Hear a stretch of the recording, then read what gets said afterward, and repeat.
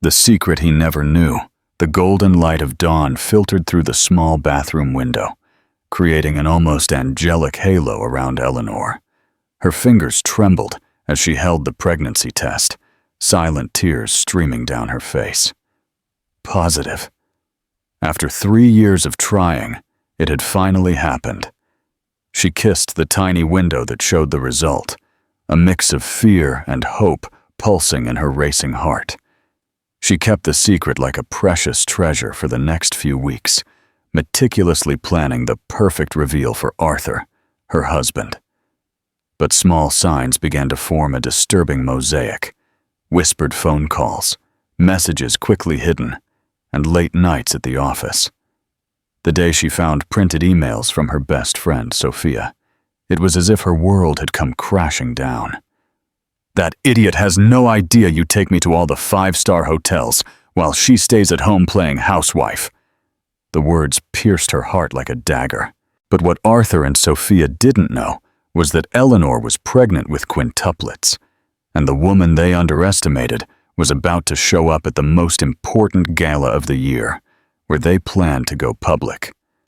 The storm was coming, dressed in red and thirsty for justice. This is a story of a woman who was publicly humiliated, but who found her strength in motherhood and rebuilt her life from the ashes of betrayal. Eleanor had always known something was wrong. It wasn't just the way Arthur Bennett came home later and later, nor the whispered phone calls he took in the garden.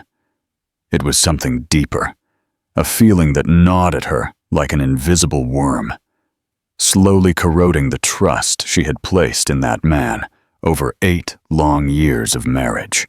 At 30, Eleanor saw herself as a shadow of the woman she once was. The brilliant and determined young architect, who had graduated at the top of her class, had been transformed into a decorative wife, perfectly molded to accompany Arthur to his social events and pretend she didn't notice the looks of desire he directed at other women right before her eyes. Arthur Bennett was the type of man who believed the world revolved around him. Heir to a real estate empire, he treated people as disposable objects, especially women. To him, Eleanor was just another conquest, a beautiful piece to display at his business parties, while he would dissipate his desires with as many women as he wished. That Thursday afternoon, Eleanor was tidying Arthur's papers in his office when she found them. She wasn't looking for anything specific, just trying to bring order to the mess he always left behind. But there, between contracts and invoices, was a series of printed emails that made her world collapse. "My love, I can't wait to be in your arms again. Arthur doesn't suspect a thing. That idiot has no idea you take me to all the 5-star hotels in the city while she stays at home playing perfect housewife." The words from Sophia Marine pierced her chest like poisoned daggers. Sophia, Arthur's personal secretary, a 25-year-old woman whom Eleanor had always treated with kindness and even affection. A woman she trusted, who knew the intimate details of her life, who knew her insecurities and fears. Eleanor continued reading, each word a new stab. There were photos, intimate photos of Arthur and Sophia in luxurious hotel rooms, at expensive restaurants, on trips he claimed were just business. There were also messages from him promising to leave Eleanor to be with her, calling his own wife an obstacle and dead weight. "She'll never know how to have fun like you, baby. Eleanor is so predictable, so boring. You're pure fire. You're everything a real man needs." Eleanor's hands trembled as she held the papers. 8 years. 8 years of her life wasted on a man who not only cheated on her, but humiliated her behind her back, who laughed at her dedication and turned her love into a joke to entertain his mistress. But it wasn't just Sophia and the cheating that made her furious. It was the way Arthur treated her at home, as if she were an overly expensive maid. It was the way he controlled her finances, making her ask permission for any purchase beyond the basics. It was the way he devalued her dreams, telling her she didn't need to work because a Bennett doesn't need to stoop to that. Eleanor remembered how she had given up her promising career to dedicate herself to the marriage. How many architectural projects she had turned down. How many professional growth opportunities she had let pass because Arthur needed her, at home or at some social event. Rage grew inside her like a storm. But along with the rage, something she hadn't felt in a long time began to stir. Determination. The same determination that had made her stand out in college, that had won her awards for her innovative projects, that had made her recognized as one of the most talented young architects of her generation. Eleanor got up from the office chair and looked at herself in the mirror. Her eyes, which for months had seemed dull, now burned with an intensity she had forgotten she possessed. Her brown hair was pulled back in a simple bun. Her clothes were conservative and plain. Everything was chosen to please Arthur and his vision of how a perfect wife should behave. But that woman in the mirror was no longer the submissive Eleanor who accepted scraps of affection and respect. It was the Eleanor who had fought for every one of her achievements, who had faced sexist professors in college, who had proven her worth in a world dominated by men. She picked up her phone and called Hannah, her best friend since college, who had always warned her about Arthur's controlling behavior. "Hannah, I need to meet you now."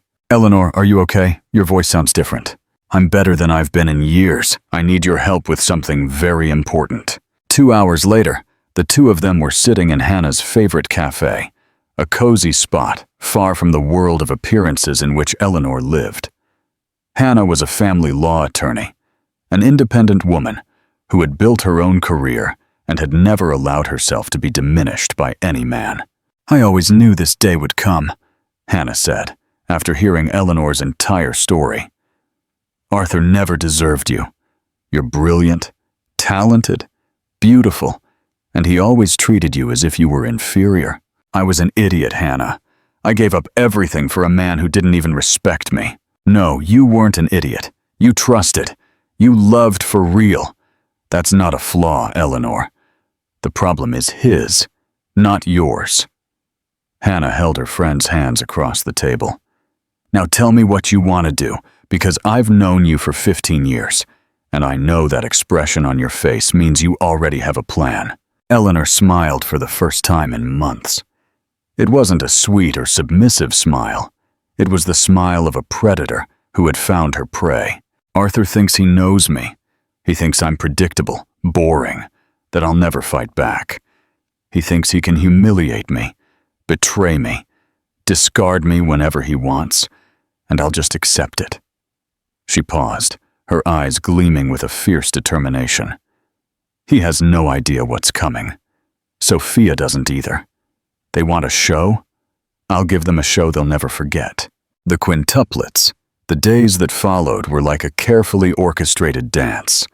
Eleanor maintained the same routine as always, greeting Arthur with the same cordial smile, asking about his day with the same apparent naivete. But on the inside, every fiber of her being was planning, calculating, preparing for what was to come.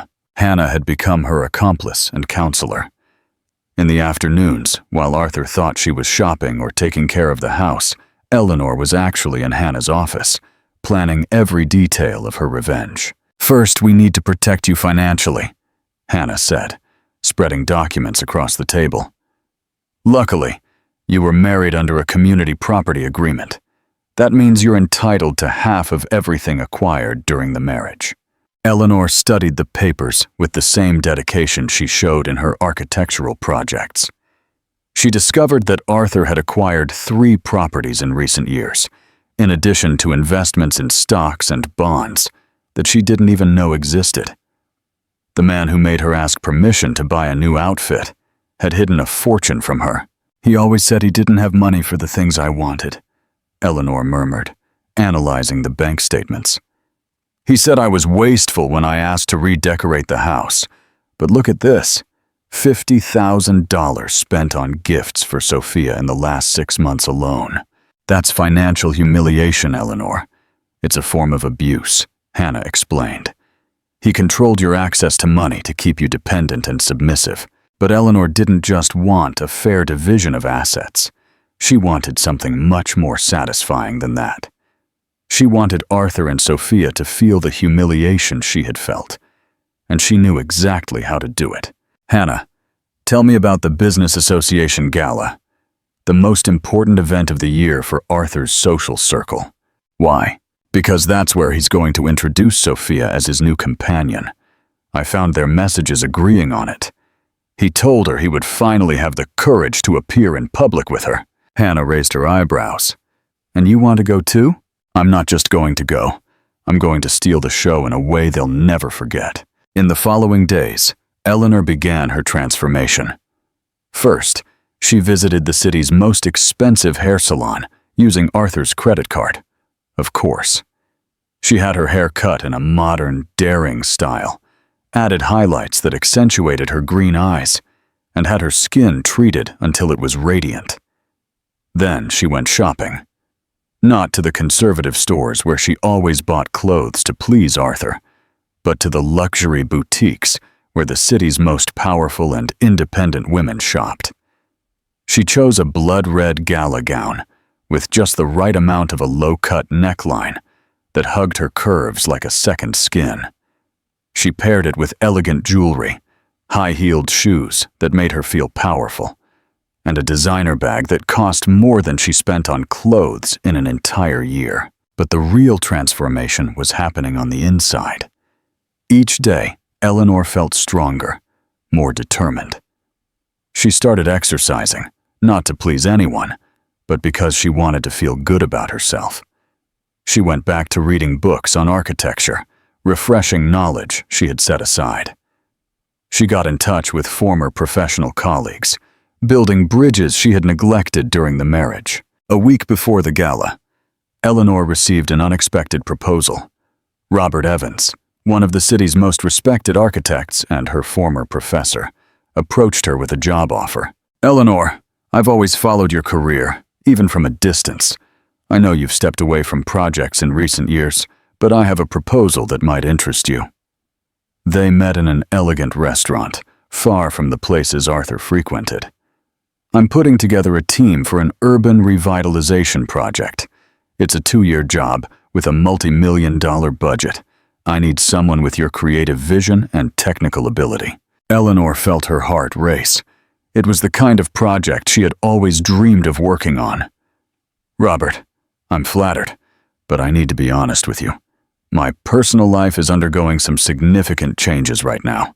I know, he said, surprising her. I know you're married to Arthur Bennett. I also know you are far more talented than he ever gave you credit for. If you accept this proposal, it won't just be a job, Eleanor. It will be your complete independence. That night, when Arthur came home after another encounter with Sophia, pretending he was coming from a business meeting, Eleanor was in the living room, sipping a glass of wine and reading a book on sustainable architecture. You look different, he commented, observing her with a strange look. Different how? I don't know. More put together. Did you do something with your hair? Eleanor smiled, a smile that revealed nothing. Just taking better care of myself. Arthur shrugged and went to the bathroom. While she listened to the sound of the shower, Eleanor opened his laptop. She knew all the passwords. After all, she was a trustworthy wife. She read the most recent messages between him and Sophia. Baby, I can't wait for the gala. I'll finally be able to introduce you to everyone as my true partner. That house of cards is about to collapse, and we're going to build our own empire together. I love you so much, Arthur. You're the man of my dreams.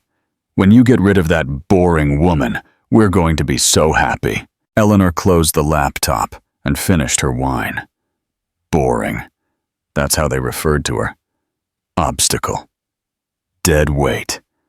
A house of cards about to collapse. Well, they were right about one thing. A house of cards was indeed about to collapse, but it wouldn't be hers. The storm arrives. On the morning of the gala, Eleanor woke up with a feeling she hadn't experienced in years. Pure and absolute excitement. It was as if all the energy that had been repressed and subjugated during the years of her marriage was finally finding an outlet. Arthur had left early, as he always did in recent months. He said he had important meetings before the evening event, but Eleanor knew he was with Sophia, probably choosing the dress she would wear for her grand debut as his new woman. The irony, Eleanor thought as she ate her breakfast. He's helping his mistress get ready for the same event, where he'll discover that his boring wife isn't as predictable as he imagined. Hannah arrived at noon, accompanied by a full team of professionals, a makeup artist, a nail technician, a hairdresser, and even a personal stylist who would help with the final details of her look. "Are you ready for this?" Hannah asked, observing the determined glint in her friend's eyes. "I've never been more ready for anything in my life," Eleanor replied. The next few hours were like a ritual of transformation. Every brushstroke of makeup, every curl of hair, every detail of the look was carefully thought out to cause the maximum possible impact. When Eleanor looked at herself in the mirror for the last time, she could barely recognize herself. The woman staring back was powerful, sensual, and confident. It was the version of herself that had been buried for years by manipulation and control, but was now rising like a phoenix from the ashes. The red dress hugged her body as if it had been made especially for her. The makeup highlighted her green eyes in an almost hypnotic way. Her hair fell in elegant waves over her shoulders. She was absolutely stunning. "My God, Eleanor," Hannah whispered. "You're unrecognizable. Arthur is going to swallow his tongue when he sees you." "I hope so," Eleanor said, adjusting the diamond earrings she had bought especially for the occasion. "But I'm not doing this for him. I'm doing it for me." At 7 o'clock that evening, a limousine stopped in front of the house. Eleanor had hired the city's most luxurious transportation service because she knew that the entrance would be crucial to the impact she wanted to make. "Last chance to back out," Hannah said, who was going to accompany her as moral support. "Back out? Hannah, I've waited 8 years for my revenge. I'm not giving up now." The Grand Plaza Hotel, where the gala was being held, was the epitome of luxury in the city. Men in tuxedos and women in gowns walked up the steps of the main entrance, being photographed by an army of social journalists. Eleanor took a deep breath when the limousine stopped at the entrance. She knew that in a few minutes, her entire life would change forever. There was no turning back, no way to undo what she was about to do. "Let's go," she said to Hannah, accepting the driver's hand to get out of the car. The first sign that something extraordinary was happening was the silence that fell when Eleanor stepped onto the red carpet. Conversation stopped mid-sentence. Champagne glasses were suspended in the air. Photographers redirected their cameras to her. Eleanor walked with the confidence of a queen, every step calculated, every movement designed to convey power and elegance. She knew that Arthur and Sophia were already inside, probably circulating among the guests, receiving congratulations as if they were the new golden couple of society. At the entrance to the main ballroom, Eleanor paused for a moment. She could see through the glass doors the crowd of elegant people, the sumptuous decor, the golden lights that transformed the environment into a fairy tale setting. And then she saw them. Arthur was next to the bar, impeccable in his tuxedo, laughing at some joke he had just told a group of business people. Sophia was a few feet away from him, looking beautiful in a navy blue dress, chatting animatedly with the wives of other moguls, as if she had always belonged in that world. They looked perfectly at ease, perfectly happy with their betrayal. They thought they had won. That they had fooled the boring wife and could now live out their romance in the open, without consequences. Eleanor smiled. It was time to show them how wrong they were. "Ready?" Hannah asked one last time. "More than ready." And with those words, Eleanor Vance entered the ballroom like a storm dressed in red, ready to rewrite her own story and show everyone, especially Arthur and Sophia, that the woman they underestimated was, in fact, the most powerful force in that room. The public humiliation. The first person to notice Eleanor's presence was Carlos, one of Arthur's partners, who almost choked on his champagne when he saw her enter. In seconds, a whisper spread through the ballroom like ripples on a calm lake. "It's Eleanor Vance!" Wow, she looks completely different. What an incredible transformation. Eleanor walked through the ballroom, greeting acquaintances, accepting compliments with grace and elegance. But her eyes never lost sight of her true objective. Arthur still hadn't seen her. He was standing with his back to her, talking to a group of investors. Sophia, on the other hand, had already noticed the commotion and turned her head to find out the reason. The moment Sophia saw her was delicious. The young secretary visibly paled. Her champagne glass trembled in her hands, and she instinctively looked for Arthur with her eyes, as if she wanted to alert him to the approaching danger. But Eleanor wasn't in a hurry. She knew that timing was everything and wanted her presence to be felt by everyone before she made her final move. She chatted with the mayor's wife, complimented the dress of the Commercial Association president's wife, and even took photos with some of the photographers present. It was when she was posing for a photo that Arthur finally saw her. Eleanor noticed the exact moment. She saw his eyes widen, saw the way he stopped talking mid-sentence, saw how his hand clenched so tightly around his glass that his knuckles turned white. She smiled for the camera, a final photo before the storm, and then headed directly for where her husband was standing. The entire ballroom seemed to be watching. Conversation stopped. People discreetly turned to witness what was about to happen. Everyone knew the rumors about the Bennetts' marriage. Everyone knew about Sophia. But no one expected this. "Good evening, darling," Eleanor said when she reached Arthur, her voice melodic and calm. "Sorry I'm late. You know how hard it is to choose the perfect look for such a special occasion." Arthur was visibly in shock. He stammered some incomprehensible words before he could form a complete sentence. "Eleanor, I didn't know you were coming." "Of course I was coming, darling. It's the most important social event of the year. I wouldn't miss the chance to be at my husband's side for such a significant moment for anything in the world."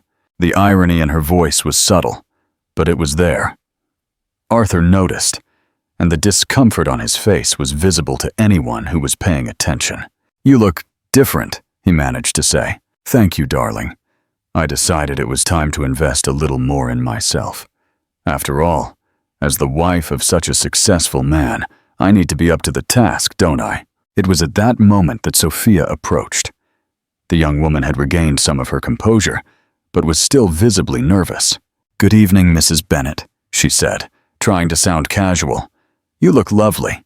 Eleanor turned to her with a smile that could freeze hell. "Sophia, what a surprise to see you here. I didn't know that secretaries were invited to this type of event." The comment was like a public slap. Several people nearby heard it and exchanged meaningful glances. Sophia blushed deeply, but tried to defend herself. I'm accompanying Mr. Bennet to assist with professional contacts. You know how it is."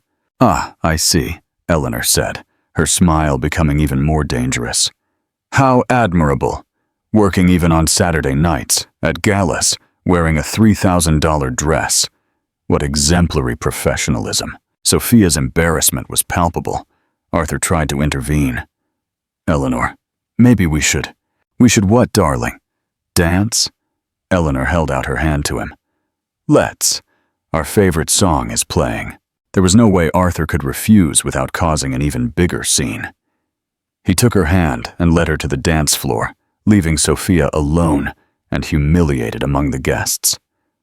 As they danced, Eleanor whispered in her husband's ear, "You really thought I didn't know, Arthur?" He missed a step in the dance for a moment. "What are you talking about?" "About Sophia. About the trips, the 5-star hotels, the expensive gifts paid for with our money. About how you laugh at me behind my back." Arthur tried to deny it, but Eleanor continued. I read everything, darling. Every email, every message. I know about every lie you've told me for the last 2 years. Eleanor, I can explain. You can. So explain to me how you called me dead weight to your mistress. Explain how you promised her you'd get rid of me after tonight's gala. Explain how you said I was boring and uninteresting. The music continued, but Arthur had stopped dancing completely. His face was pale. Explain to me, Arthur, how the man who swore to love and respect me could spend 2 years humiliating me behind my back while spending our money on his secretary. You don't understand, Eleanor. I didn't want it to be this way. Things between us just cooled off. Cooled off? Her voice rose slightly, drawing the attention of nearby couples. Cooled off, or did you decide it was easier to treat me like a maid while you lived out your romantic fantasy with a woman 10 years younger? Eleanor, please, let's talk at home. No. Her voice was now clear and firm, audible to several people around them. We're not going to talk at home. We're not going to pretend we're a happy couple. I am no longer going to accept your crumbs of affection while you give your true love to someone else. She pulled away from him in the middle of the dance floor. Arthur Bennett, she said, loud enough for half the ballroom to hear, I want a divorce. The silence that fell in the ballroom was deafening. Hundreds of pairs of eyes turned to them. Photographers discreetly began taking photos.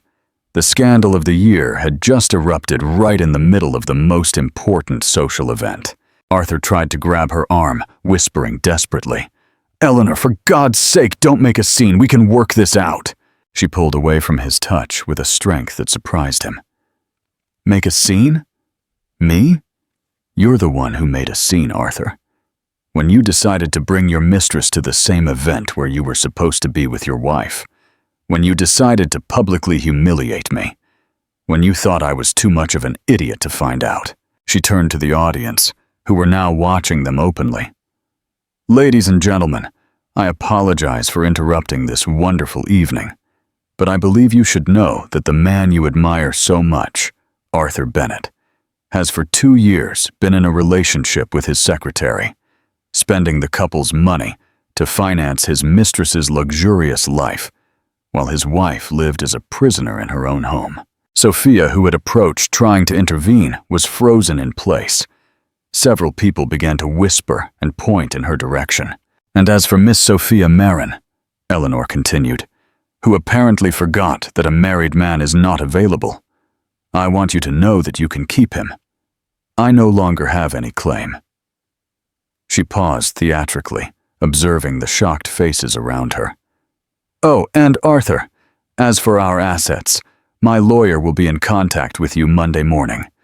I hope you and your assistant have had fun with the couple's money, because you will be returning every last cent. And with those words, Eleanor turned her back on her husband, took Hannah's arm, and walked out of the ballroom with her head held high, leaving behind a humiliated Arthur and a tearful Sophia, while hundreds of people whispered and speculated about the scandal they had just witnessed. Outside, in the limousine, Eleanor finally allowed the tears to come. But they weren't tears of sadness. They were tears of relief, of liberation, of a woman who had finally reclaimed her dignity and her power. How do you feel? Hannah asked. Eleanor smiled through her tears. I feel free. A new chapter 6 months after the gala, which had become a legend in the city's high society, Eleanor was in her new office, with a panoramic view of the financial center, reviewing the architectural plans for her most ambitious project yet, a sustainable residential complex that would be a benchmark for innovation and environmental responsibility. The transformation had been complete and impressive. The woman who had once accepted living in the shadows now shone with her own light, commanding a team of 15 professionals in one of the region's most respected architectural firms. The divorce had been finalized 3 months earlier, and Eleanor had received exactly what she deserved. Half of all the assets acquired during the marriage, including the properties Arthur had tried to hide from her. plus a considerable settlement for the years of humiliation and psychological control. Hannah had done an impeccable job as her lawyer. Every email exchanged between Arthur and Sophia, every proof of spending on the mistress, every piece of evidence of infidelity and emotional abuse had been presented to the judge in an irrefutable manner. The result was that Arthur not only lost half of his fortune, but was also forced to pay a compensatory pension that would guarantee Eleanor's complete financial independence for the next 5 years. "Good morning, boss," said Rick, her assistant, walking into the office with a cup of aromatic coffee and a stack of newspapers. "Today's headlines are interesting." Eleanor smiled. In recent months, her story of overcoming adversity had inspired women across the country. Women's magazines wanted to interview her. Television shows invited her to speak about female empowerment, and she had become a symbol of a woman who refuses to be diminished. "Any news about the Cultural Center project?" she asked, leafing through the newspapers distractedly. "The mayor confirmed our proposal. Congratulations, Eleanor. You will officially design the largest cultural center in the city's history." Eleanor closed her eyes for a moment, feeling the magnitude of that achievement. It was the type of project she had dreamed of since college. The kind of opportunity that Arthur had always said was beyond her capabilities. Now, she had not only won the project, but she had beaten out male architects with decades of experience in the market. "And there's one more thing," Rick said with a mischievous smile. "A bouquet of flowers arrived for you. No card, but I thought you'd want to see it." The flowers were beautiful, white roses and lilies, arranged with refined elegance. Eleanor sighed. In recent months, several men had tried to win her over. Businessmen, lawyers, doctors, all of them attracted by her new confidence and success. But she wasn't interested in relationships. She was rediscovering who she was when she wasn't trying to please a man. "Throw them out," she said, "and if anyone asks, I'm not available for romantic dates." "Actually," Rick said, hesitating, "I don't think these flowers are from a suitor." "What do you mean?" "Well, I saw who delivered them. It was a woman, and she specifically asked me to say it was a thank you from someone you inspired to change her life." Eleanor was intrigued. In recent months, she had received hundreds of messages from women who identified with her story. Women who found the courage to leave abusive relationships, who went back to school, who started their own businesses, who refused to accept less than they deserved. "Leave the flowers there," she said, pointing to the coffee table. "They're beautiful." The phone rang, and Rick answered it. "It's the reporter from Modern Woman magazine. She wants to confirm the interview for tomorrow."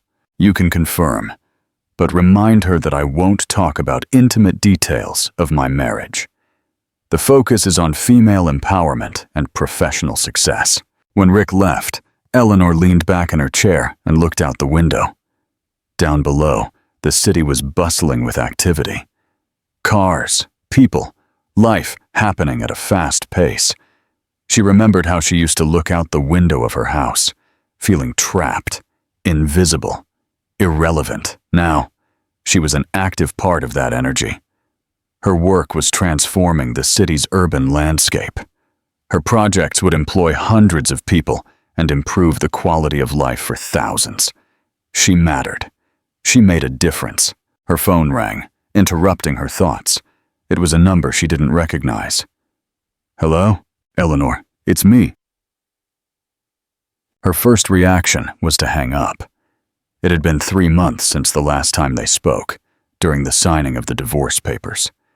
She had nothing to say to him, but something in his voice made her hesitate. "What do you want, Arthur?" I'd like to talk to you in person, if you can." "We have nothing to talk about. Our lawyers have already handled everything."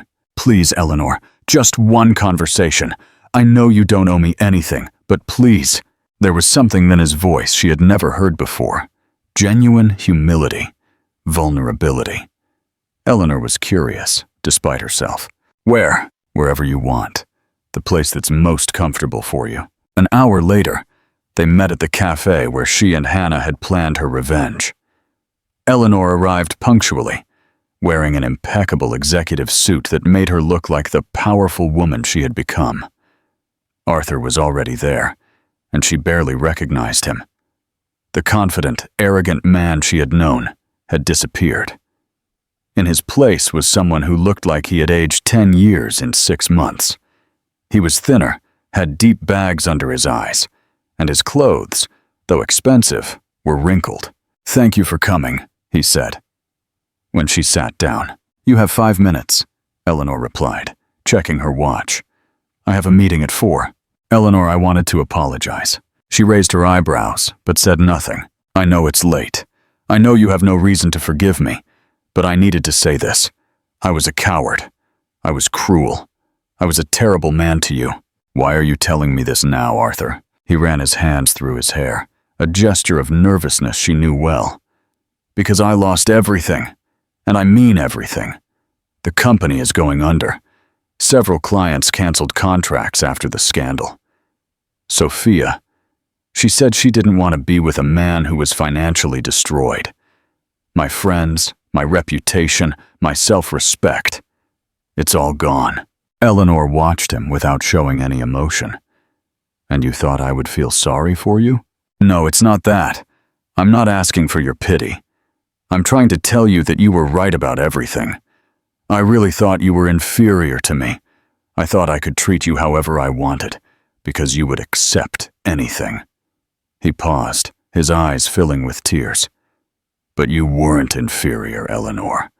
You were always better than me. Smarter, more talented, stronger. And I spent 8 years trying to diminish you because I knew deep down that if you ever discovered your real worth, you would realize you deserved so much more than me." Eleanor remained silent, processing his words. "I see you in magazines, on television, in the newspapers," he continued. "I see your projects, your success, how radiant and powerful you are. And I realize that I didn't destroy you as I thought I had. I was just holding you back, preventing you from being who you really are. Why are you telling me this, Arthur? Because I wanted you to know that I recognize it, that I know you are extraordinary, that I'm so sorry for wasting so much of your life, and that I hope you are very happy." He got up from the table. "I won't bother you again. I just wanted you to know that your revenge was perfect, not because it destroyed me, although it did, but because it made me see the truth about who I really am, and who you really are." Eleanor watched him walk away, and for the first time in months, she felt something close to compassion for him. Not the kind of compassion that would make her go back, but the kind that allowed her to finally close that chapter of her life completely. When she got home that night, to a beautiful modern apartment she had decorated completely to her own taste, Eleanor poured herself a glass of the best wine from her private cellar and stood on the balcony, watching the sunset over the city. Her phone rang. It was Hannah. "How was the meeting with the idiot?" "Educational," Eleanor replied. "He apologized. For real, I think." "And how did you feel?" Eleanor thought about the question for a moment. "Free. Completely free. For the first time since I met him, I looked at Arthur, and I didn't feel anger or hurt or love or hate. I didn't feel anything. He has become irrelevant to my life." "That's incredible, Eleanor." "It's liberating," she corrected. "Hannah, I wanted to thank you." "Thank me for what?" "For helping me remember who I was, for giving me the strength to fight for what I deserved, for being my friend when I needed you most." "Eleanor, honey, I didn't do anything but give you the tools, all the courage, all the strength, all the determination that was always inside you. You had just forgotten for a while." After she hung up, Eleanor remained on the balcony until the stars appeared in the sky. She thought about the journey she had made in recent months, from the broken woman who discovered her husband's betrayal to the successful businesswoman she was today. She thought about the women who sought her out to tell their own stories of overcoming adversity, inspired by her courage. She thought about the project she was developing, the jobs she was creating, the difference she was making in the world. More than any revenge she could have planned, Eleanor's greatest triumph was discovering that she didn't need anyone's approval to be extraordinary. She had always been extraordinary. She had just allowed someone to convince her otherwise. Now, at 31, Eleanor Vance, who had returned to using her maiden name, was exactly who she was always meant to be. A powerful, independent, fulfilled woman who was completely in control of her own destiny. And that, she knew, was the best revenge of all. To be genuinely happy, genuinely successful, and genuinely free. The gala had been just the beginning. The real spectacle was the extraordinary life she was building every day, one achievement at a time, one dream fulfilled at a time, one empowered woman at a time. Eleanor toasted the stars, toasted herself, and toasted the brilliant future that stretched out infinitely before her. The Phoenix rises 2 years after the gala. The auditorium was packed.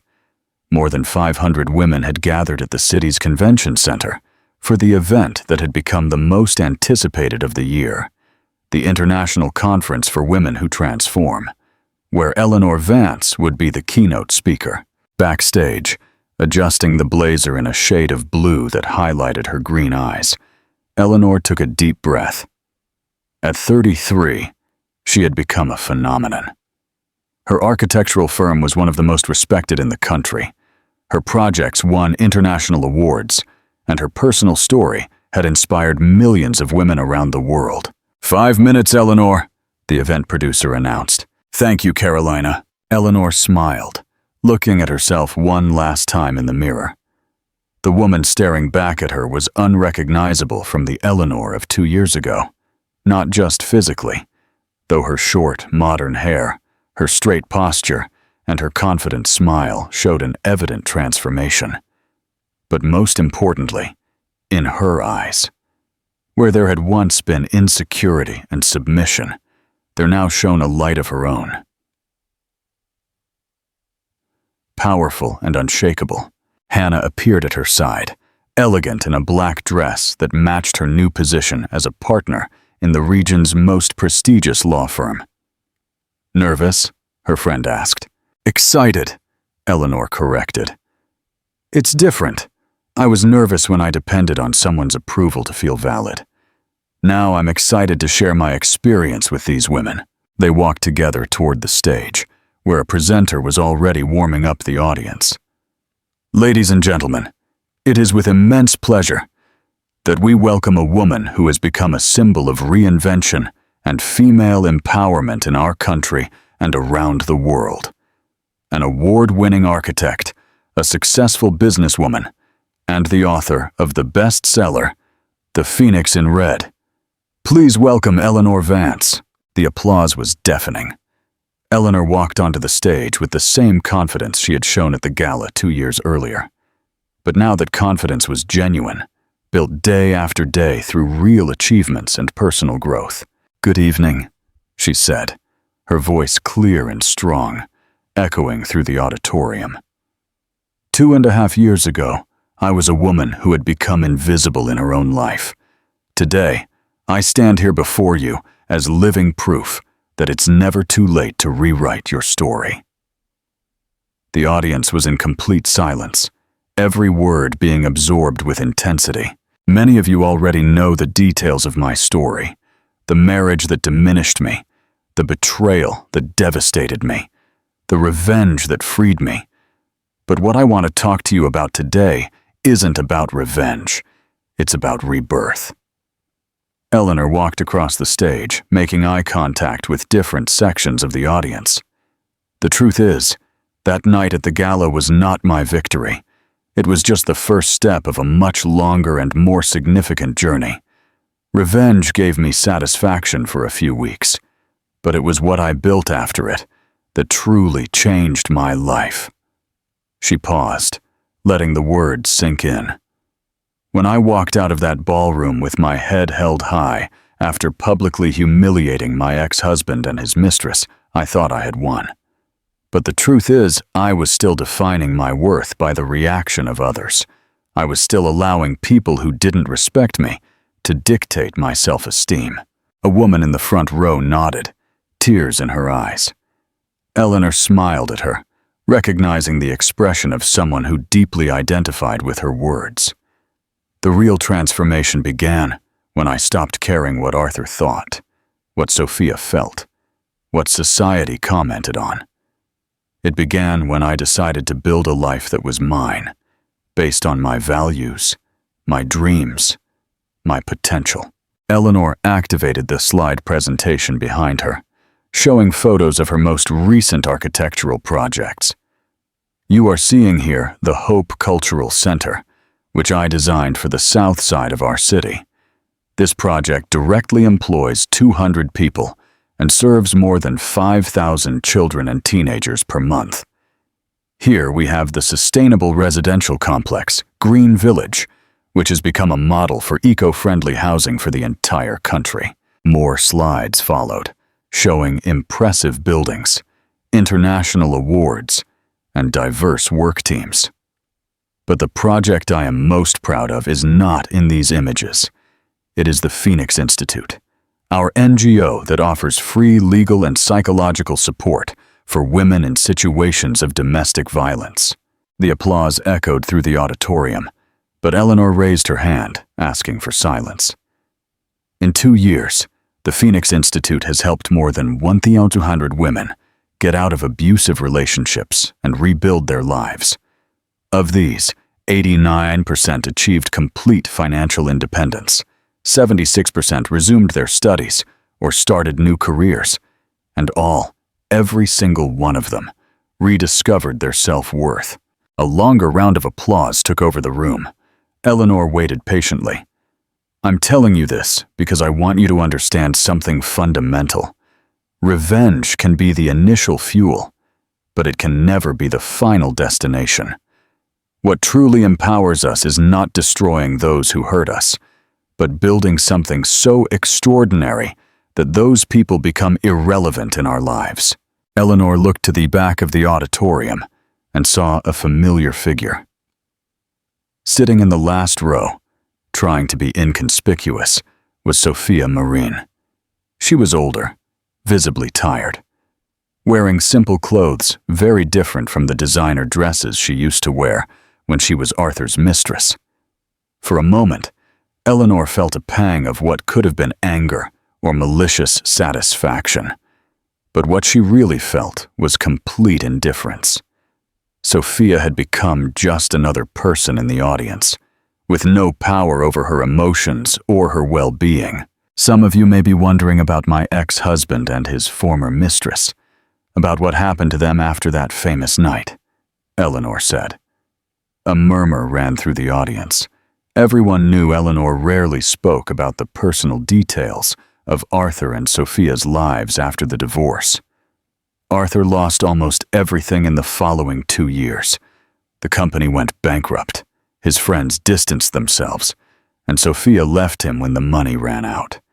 He tried to contact me several times, sometimes to apologize, sometimes to attempt a reconciliation. Some people expected me to feel sorry for him. Others expected me to celebrate his misfortune. Eleanor paused dramatically. But the truth is, I don't feel pity or joy. I simply feel nothing. And that is the greatest victory I could have achieved. Complete indifference toward people who once had the power to hurt me.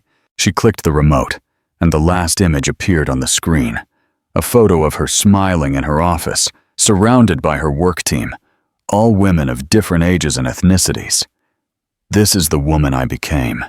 Not a woman who lives to get revenge on those who hurt her, but a woman who lives to build, create, inspire, and elevate other women alongside her. Eleanor descended from the stage and walked among the rows of the audience, approaching the women who were listening to her. Some of you are here today because you discovered betrayals. Others because you are controlled by husbands, boyfriends, fathers, bosses. Some are trapped in relationships that diminish them. Others in jobs that don't recognize their value.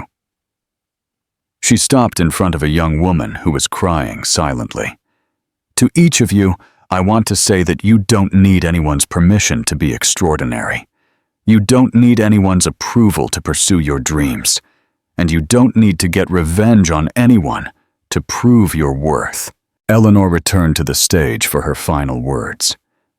The best revenge is not destroying those who hurt us. The best revenge is to become so happy, so fulfilled, so complete, that those people become just footnotes in our story of success. She made one last pause, looking at every section of the audience. You want to know the moment I truly won? It wasn't when I humiliated Arthur in public. It was 6 months later, when I was working late in my office, passionate about the project I was developing, and I realized I had gone an entire week without thinking about him, even once. Applause started slowly and turned into a standing ovation. 500 women applauding, not just Eleanor, but the possibility of their own transformations. That is the freedom I wish for each of you. The freedom to live a life so rich, so meaningful, so full of purpose, that you have no time or energy to waste on those who don't deserve you. As the applause continued, Eleanor looked once more at the back of the auditorium. Sophia had left, perhaps embarrassed, perhaps inspired, perhaps just indifferent. And for the first time, Eleanor realized that she didn't care at all about any of those possibilities. After the event, hundreds of women lined up to talk to her, to take photos, to share their own stories. Maria, a 45-year-old accountant, said she had left her abusive husband after reading Eleanor's book. Anna, a 22-year-old, said she had given up on taking a low-paying job and started her own business. Each story was new proof that the real victory was not in having gotten revenge on Arthur, but in having inspired other women to not accept less than they deserved. It was almost midnight when Eleanor finally got home. Her penthouse apartment, with a view of the entire city, was a perfect reflection of who she had become. Elegant without being ostentatious, comfortable without being excessive, sophisticated yet welcoming. On the balcony, with a glass of wine and the night breeze, she watched the city lights she now knew like the back of her hand. Each building had a story. Each project she had developed had touched the lives of hundreds of people. Her phone vibrated with a message. It was from Hannah. You were incredible today. I'm so proud of the woman you've become. Eleanor smiled, typing her reply. Thank you for helping me find this woman who was always here. I love you, friend. Just as she was about to put her phone away, another name appeared on the screen. Arthur. For a moment, she hesitated. After months without any contact, why was he texting just today? She opened the message. I saw the report about your lecture. You were radiant. I just wanted you to know that I'm proud of the incredible woman you've always been. I hope you are very happy. Eleanor read the message twice. 2 years ago, those words would have stirred a storm of emotions. Anger, sadness, nostalgia, confusion. Now she simply felt nothing. She didn't reply. Not because she wanted to ignore him or hurt him, but because there was genuinely nothing to say. That phase of her life was so completely over that not even resentment remained. She deleted the message without drama, without ceremony, as if it were just another piece of spam in her inbox. And it was in that moment, in that simple, carefree gesture, that Eleanor knew with absolute certainty that she had won. Not the battle against Arthur or Sophia, but the most important war of all, the war for her own soul, her own worth, her own future. She toasted herself on the balcony, not to what she had destroyed, but to what she had built.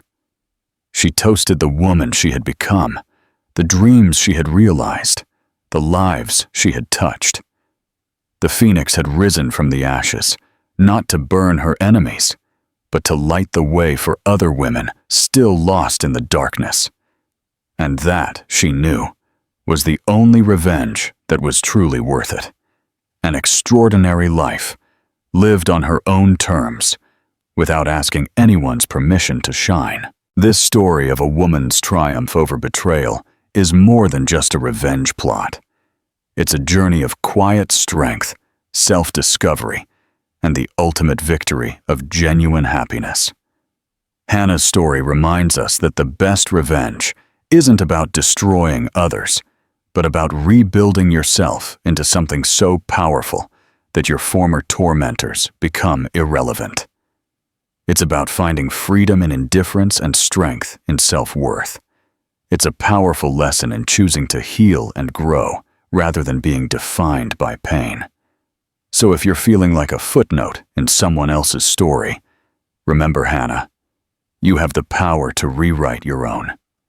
What did you think of the new names and the ending? Don't forget to like and subscribe to our channel for more stories of redemption and love.